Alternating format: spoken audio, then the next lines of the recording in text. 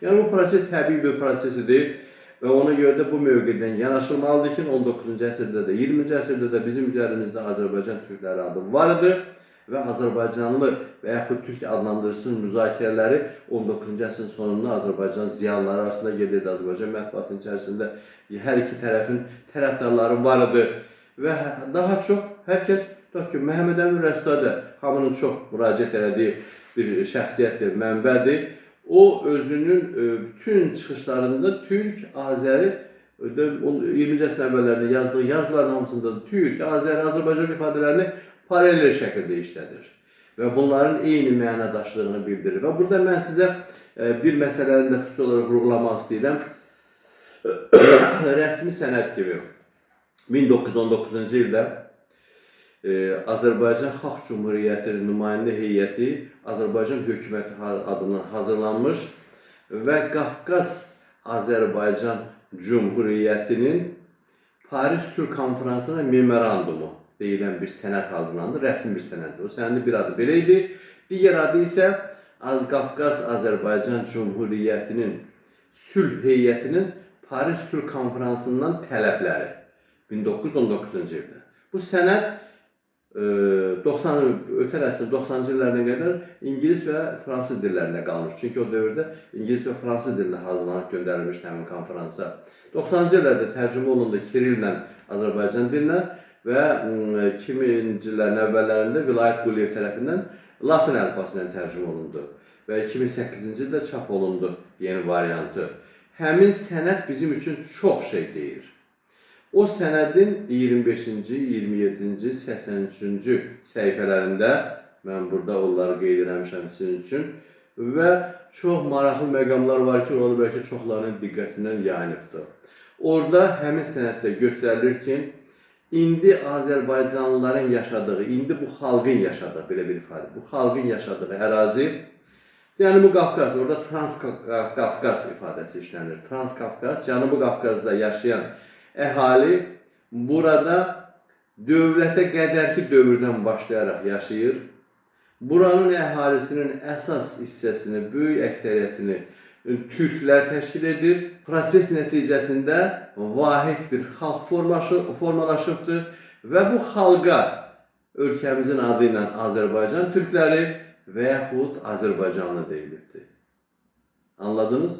Azərbaycan türkləri və yaxud Azərbaycanlı. Yəni 1919-cu ildə Paris Sülh Konferansına Azərbaycan Xalq Cümhuriyyəti hökumətinin göndərdiyi rəsmi sənəddə bu ifadə işlənir və orada bir dənə ifadə işlənir orada ki, Azərbaycanın istər İran, istərsə Qafqaz hissəsində yaşayan əhali Azərbaycan dilində danışan türklərdən ibarətdir.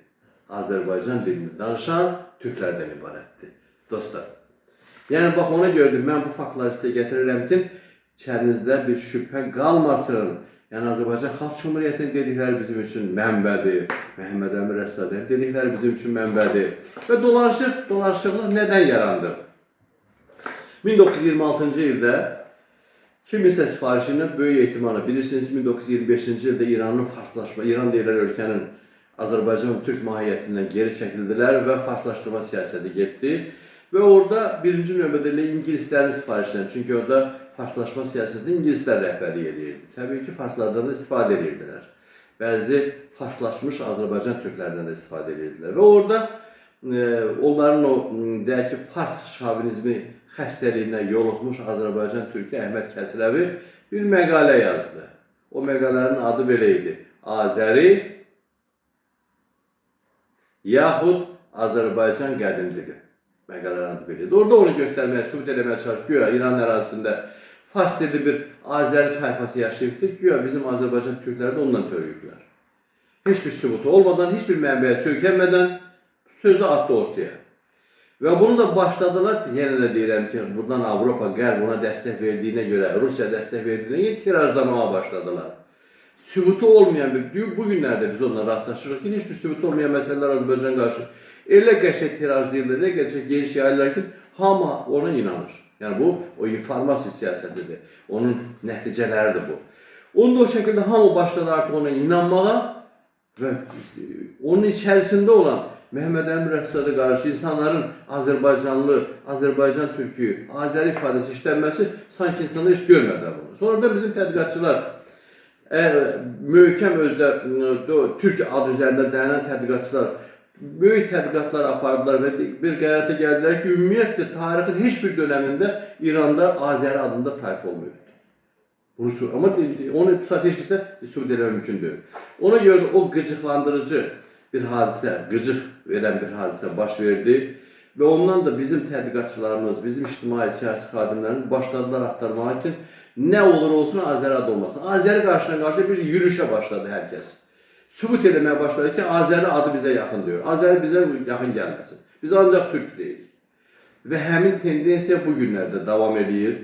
Həmin Əhməd Kəsrəvi bir müddətdən sonra özü fikirlərinin yanlış olduğunu etiraf elədi, səhv elədiyini etiraf elədi, amma onu heç kəs eşitmədi. Onun özü də ümumiyyətlə qeyri-ordinar fikirlər səsləndirən bir adamıdır və onlardan biri də İslam dininə qarşı səsləndirdiyi fikirləridir. Onun üstündən 1946-cı ildə onun üzərində Tehranda məhkəmə quruldu.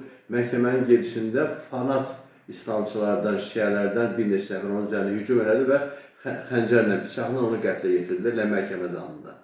Həyatını o şəkildə bitirdi o adam. Belə bir emosional bir adam deyək, qeyri-ordinar bir adam deyək, dediyi sözün mənasına məsuliyyət daşımayan bir adam deyək, bu adamın fikri bu cəhətdə Azərbaycan cəmiyyətində bax belə bir vəziyyət yarattı. Ona görə də bununla bağlı demək istəyirik ki, faktlara söykəndik, tarixlə yavaş-yavaş gəldik, bunların hamısını əsaslandırmağa çalışdıq.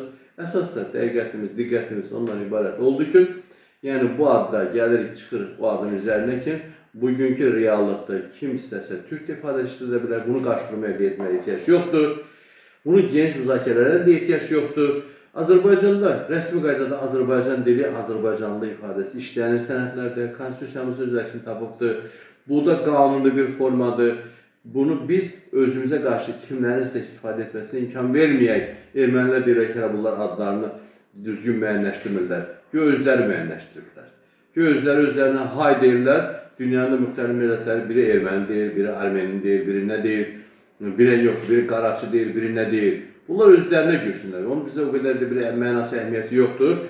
Amma Azərbaycanlı, Azəri və Türk adlarını bir şeyə birinə qarşı qoymaq praktikasına mən hesab edirəm ki, son qoyulmalıdır. Bax, bu məsələ ilə bağlı mən istədim ki, sizə aydın məsələlərin öz mövqeyimi çatdırım və sizi inandıra bildimsə, hesab edirəm ki, elə bu yolla da hər birimiz gedək, digər məsələlərə də zamanı, vaxtı çatışsın, davamlı şəkildə münasibətimizi bildirək.